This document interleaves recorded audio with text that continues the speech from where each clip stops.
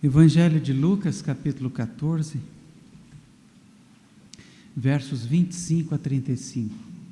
Grandes multidões o acompanhavam, e ele voltando-se, lhes disse: se alguém vem a mim, e não aborrece a seu pai e mãe, e mulher, e filhos, e irmãos, e irmãs, e ainda a sua própria vida, não pode ser meu discípulo.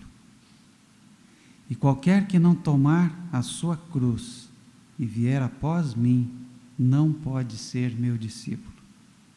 Pois qual de vós, pretendendo construir uma torre, não se assenta primeiro para calcular a despesa e verificar se tem os meios para concluir? Para não suceder que, tendo lançado os alicerces e não a podendo acabar, todos os que a virem zombem dele, dizendo: este homem começou a construir e não pôde acabar. Ou, qual é o rei que, indo para combater outro rei, não se assenta primeiro para calcular se com 10.000 homens poderá enfrentar o que vem contra ele com 20.000? Caso contrário, estando o outro ainda longe, envia-lhe uma embaixada pedindo condições de paz. Assim, pois, todo aquele que dentre vós não renuncia a tudo quanto tem, não pode ser meu discípulo. O sal é certamente bom, caso, porém, se torne insípido, como restaurar-lhe o sabor?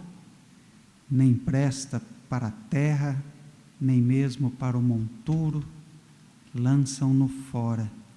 Quem tem ouvidos para ouvir, ouça. Quem tem ouvidos para ouvir, ouça. Palavras do Santo Evangelho de Jesus para a nossa vida, para a nossa libertação, para a nossa alegria. A palavra Evangelho significa isso, Evangelion, uma notícia boa, uma coisa boa. Mas como pode ser bom para nós o que acabamos de ler? Como pode ser libertador? Como pode ser uma experiência de alegria, de potência? A palavra que acabamos de ler. E não é por acaso que Jesus termine dizendo: quem tem ouvidos para ouvir, ouça. Esse capítulo 14, eu não vejo a hora da gente sair dele, mas o calendário litúrgico pede que permaneçamos aqui um pouco. No domingo passado, aqui estivemos, visitamos esse texto, vimos que Jesus entra à casa de um chefe da seita farisaica e lá percebe, com muita cuidez, com muita sensibilidade, que a maioria das pessoas, se não todas, procuram sempre os primeiros lugares. E aí Jesus faz uma proposta muito interessante para o seu grupo, quebrando essa etiqueta, digamos assim, das festas. Se forem para uma festa, procurem logo o último lugar. E mais do que isso, se derem uma festa, convidem as pessoas que não terão condições de retribuir o convite a elas feito. Então, Jesus lança essas duas possibilidades: a humildade sempre e a gratuidade. E a seguir conta uma parábola que está exatamente entre, o texto de domingo passado e o texto de hoje. E nessa parábola, nessa história, Jesus mais ou menos vai dizer que o cara quis dar uma festa, quis fazer um grande banquete e convidou algumas pessoas. E saiu a convidar. E uma disse: eu não posso, porque tenho muita coisa para fazer. O segundo disse: poxa, eu tenho várias juntas de bois para cuidar, não tenho tempo para isso. E ainda um terceiro, é feito o convite para a festa, e ele responde dizendo, esse terceiro vai dizer que eu me casei. a coisa é antiga, né, gente? Não tenho tempo para nada. Estou casado. Então, vejam que tudo nesse texto, nessa história, fala de uma festa, fala de uma abundância, fala de uma plenitude, fala, usando agora uma expressão mais evangélica, fala de um Deus que quer estar perto de nós, que quer ser Emanuel, que quer se revelar, que quer que experimentemos o gosto bom do Evangelho, mas a impressão que dá é que há algo no mundo que resiste essa presença, algo que foge dessa presença. É como no dito de João, que eu acho paradigmático, ele veio para o que era seu, mas os seus não o receberam, mas aqueles que foram capazes de vencer essa resistência, a esses deu-se-lhes o poder de se tornarem filhos de Deus. É como se não bastasse para nós nos sabermos filhos, não bastasse nenhuma confissão, nenhuma afirmação de que somos filhos. É preciso conquistar essa condição de filho, é preciso entrar nessa festa, é preciso entrar nesse banquete, é preciso experimentar, mas parece que algo em nós resiste, e o texto que acabamos de ler fala mais radicalmente dessa resistência. E aí a palavra de Jesus é uma palavra, convenhamos, bastante dura, bastante áspera. Por 3 vezes Jesus vai dizer: se vocês não forem capazes disso, vocês não podem ser meus discípulos. Em primeiro lugar, se ao virem a mim não forem capazes de entrar em conflito, algumas versões dizem odiar pai, mãe, filho, parente, vocês não podem ser meus discípulos. Se vocês não são capazes de tomar a cruz, vocês não podem ser meus discípulos. E por último, se vocês não são capazes de renunciar àquilo que vocês têm, vocês não podem ser meus discípulos. Então acho que Jesus está falando dessa resistência, esse recalque. Eu me lembro lá do texto psicanalítico, é a pedra angular sobre a qual está construído o edifício psicanalítico. Algo no ser humano resiste, algo no ser humano não quer, algo no ser humano quer esquecer, algo no ser humano, algo em nós quer desviar, algo em nós não quer lembrar, algo em nós quer fugir, há uma resistência. Eu acho que Jesus está falando dessa resistência.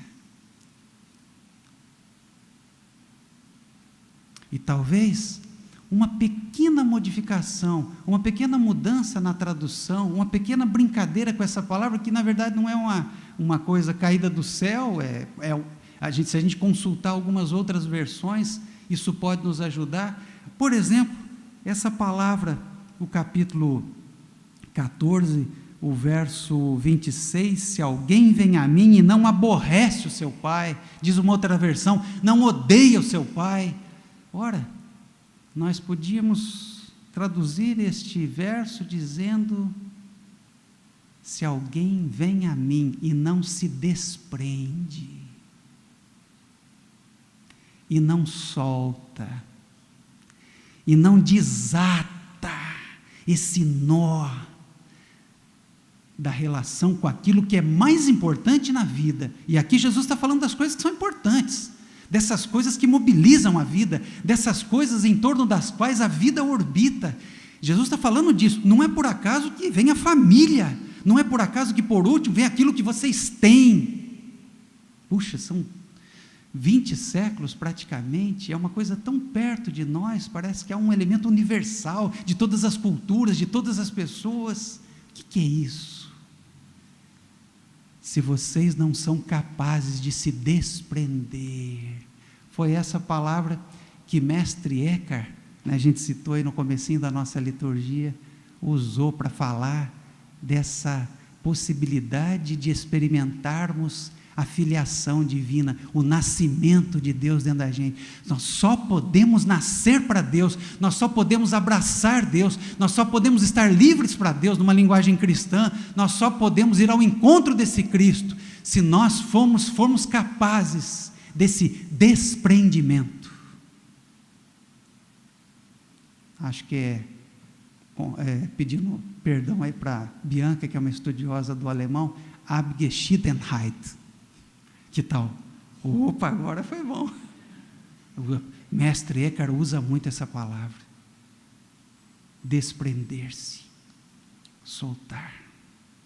Mas o que amarra? O que amarra a gente tanto nessas relações? Interessante que a parábola seguinte, o texto seguinte, que é o capítulo 15, que vai ser o texto de domingo que vem, vamos ver se o Bruno nos ajuda no texto do domingo que vem, que esse aqui é mais difícil, a parábola do filho pródigo, é isso. 2 filhos que vivem uma profunda prisão, vivem uma relação muito complicada. Um deles é escravo, se sente preso dentro da própria casa, porque não é capaz de desprender-se, não é capaz de perceber-se como filho, porque está amarrado pelo ressentimento. Eu mereço, eu tenho direito, por que não fez isso comigo? E um segundo filho, que é capaz, digamos assim, desse soltar-se, desse desprender-se, vai e depois volta ao encontro do Pai de uma maneira totalmente diferente. Interessante que talvez essa parábola ilustre muito bem isso que Jesus está dizendo aqui. Se alguém não se desprender, se alguém não se soltar, se alguém não desatar o nó, é difícil essa relação.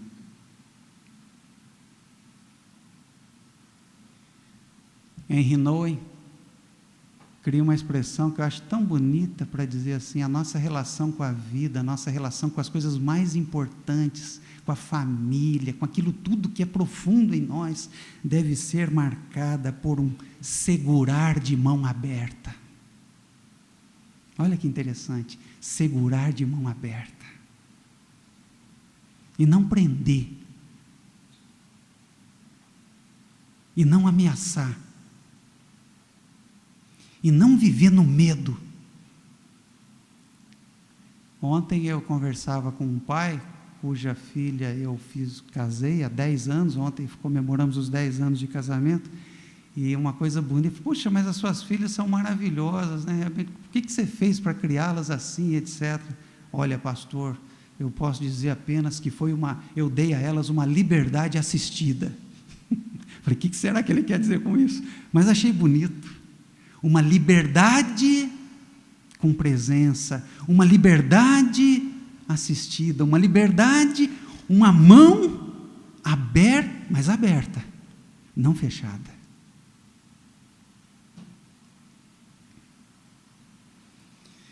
Nós não precisamos mudar a nossa relação com Deus, nós precisamos mudar a nossa relação com as coisas que são importantes para nós nessa vida.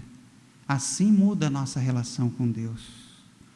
É preciso aprender a desprender-se, a soltar-se dessa maneira de agarrar as pessoas, de agarrar a vida, de escravizar as pessoas, de escravizar a vida. Talvez essa seja a grande fonte dos maiores sofrimentos da nossa existência. Sofrimentos, por isso mesmo, que são evitáveis. Sofrimentos dessa doença chamada agarramento, de uma doença chamada posse, de uma doença chamada controle.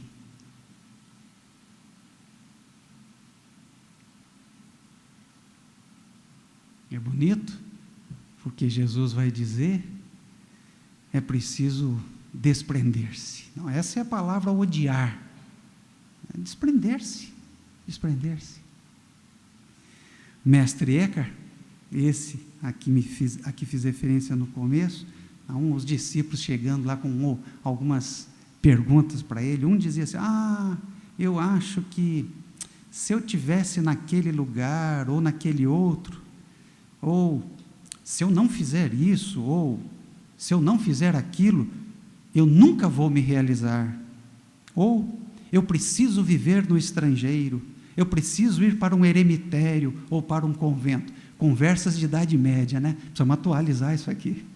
Eu preciso morar naquele lugar, eu preciso ter aquele trabalho, eu preciso ter aquele carro, eu preciso ter aquela conta, eu preciso ter aquele status, eu preciso ter essa condição, eu preciso ser amado, eu preciso ser querido, eu preciso que essa pessoa goste de mim, eu preciso que essa pessoa me respeite, eu preciso segurar mais essa pessoa, eu preciso ser mais reconhecido. Vamos atualizar isso? É uma conversa lá do século XIV. E mestre Eckhart vai responder aos seus discípulos: ora, nisso tudo se esconde o teu eu e nada mais. É o teu egoísmo, mesmo quando não tens consciência disto, mesmo quando não creias. Jamais irrompe uma tranquilidade em ti, que não venha do teu egoísmo, quer saibas ou não. Aos que pensam que para se realizar tem que fugir disso, fugir daquilo, ir para esse lugar, ir para o outro lugar, encontrar tal pessoa, proceder de tal maneira, unir-se a esse grupo, fazer tal coisa. Não é por isso que este modo de ser ou estas coisas te criam obstáculos. És tu mesmo o obstáculo para ti mesmo nas coisas, pois te relacionas erroneamente com elas. Quem não desistir, quem não lutar contra essa doença de ter, de possuir, de controlar, é difícil estar a caminho, é difícil ser meu discípulo. Por isso, quem não toma a sua cruz, também não pode fazer esse movimento do encontro. Interessante? Quem sabe, se mais livres, menos pegajosos, menos exigentes, menos ressentidos, menos achadores de que a vida nos deve. Talvez o que nos sobre sejam as dores e os sofrimentos mais reais, não ideais.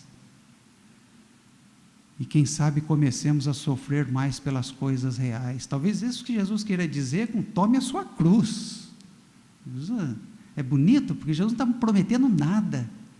Ao contrário, é preciso lucidez para entender que a vida é difícil, os conflitos existem e aparecem. Sofrer com as perdas reais, o acidente inesperado, a doença grave, as injustiças, e em todos esses casos, a proposta de Jesus é clara: sair do dolorismo, que no fundo é uma forma de culto do eu também, sair da exaltação da dor, saber chorar, gritar, saber aceitar aquilo que pode ser aceito, e sobretudo doar-se o tempo todo, nessa luta para diminuir o sofrimento do mundo. Em tudo isso, há uma dor, em tudo isso haveremos que levar uma cruz. Mas essa dor é a dor da parturiente, que está trazendo vida, é a dor da lucidez, é a dor de percebermos os nossos limites, mas lutarmos. A dor que Raquel de Queiroz, a acadêmica, nossa grande Raquel de Queiroz, se referiu quando fez um prefácio do livro do nosso pastor Jonas Rezende, o livro Direito e Avesso, escrito em 1979, e lá está escrito, Raquel de Queiroz dizendo para o nosso pastor: bem, nosso pastor Jonas Rezende, a sorte está lançada, agora você vai virar livro, mercadoria, objeto de consumo. Você quis tanto ser um escritor, apostou tanto nisso, agora você vai ver no que é que vai dar. A experiência, diz ela, é fascinante, embora muitas vezes doa. Mas você, meu pastor querido, doutor em almas, deve saber muito bem, neste mundo, o que é que não dói? Neste mundo, o que é que não dói?